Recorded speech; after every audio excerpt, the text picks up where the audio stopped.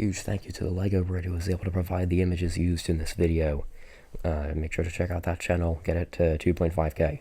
Hello, it's Third Club, and we have images of almost every LEGO Star Wars 2021 Summer Wave set. Up here we can see the Mandalorian Gauntlet fighter, which, as people had described in the rumor list, is more blue than the last one. The stud shooters are incorporated in there pretty well. I do wish that it had spring-loaded shooters, but I don't know, those are just play features that people are going to say are unnecessary. And I'll do figures at the end, by the way.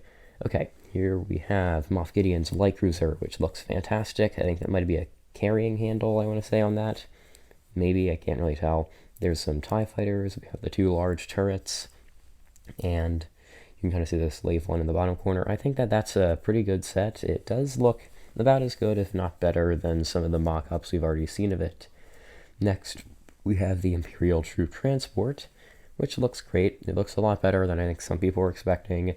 We have, of course, we have figures in there which have already been leaked several times. Well, not several times, but everyone's seen them. We're all familiar with the Mortar Trooper and the new other figures in the set.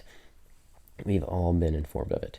Next up, we have the Slave One. I'll explain later why the Mandalorian logo is popping up in there, even though this is not a Mandalorian set, or so they thought.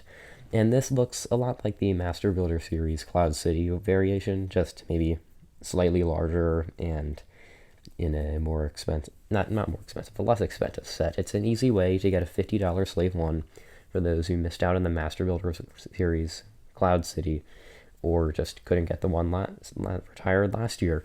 This is it's a pretty good opportunity. It looks pretty nice. I'm not sure how much of an interior it's going to have. Likely not much, if any, given its size. But it'd be nice to see if LEGO was able to work in something. Next up, we have the Mandalorian Throne Room duel, the Ahsoka Maul duel that we've all been excited about. This one might be my least favorite, but that's not saying that it's bad. I think this may be one of the smaller sets that I wasn't really as interested in. The figures look fine. The build is nice. I do like how they incorporate leaf pieces as decorations in the wall. We, of course, have the vault in the background. For the figures, we have Grogu, the Mandalorian, Cara Dune, Fennec Shan, Moff Gideon, and as you'll see on the screen in a moment, a Dark Trooper. Those are going to be coming in the light cruiser, obviously. We've kind of known this for a while. So yeah, that mystery figure was, in fact, a Dark Trooper, which is great. I'm not really sure what pieces they're going to use to make it, but it still exists nonetheless. Next up, we have Gar Saxon, Bo-Katan, and the updated Mandalorian Loyalist figure. These look fine. The new helmet looks nice, so I suppose we'll be seeing that again in the Mandalorian Armory, so we can expect it there as well, which we do not have images for that yet, but those figures look nice.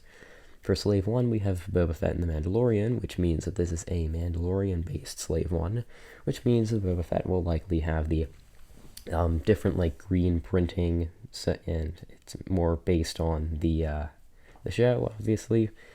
So that's neat that we'll be seeing that set. I was expecting it to be the average other one we've already seen, but no, it's new. But anyways, these sets look great. I like how even things that appear to be remakes are updated, have new figures, and just overall look nice. And if there's any more leaks coming out soon, you can bet that I will be telling you about them in another review.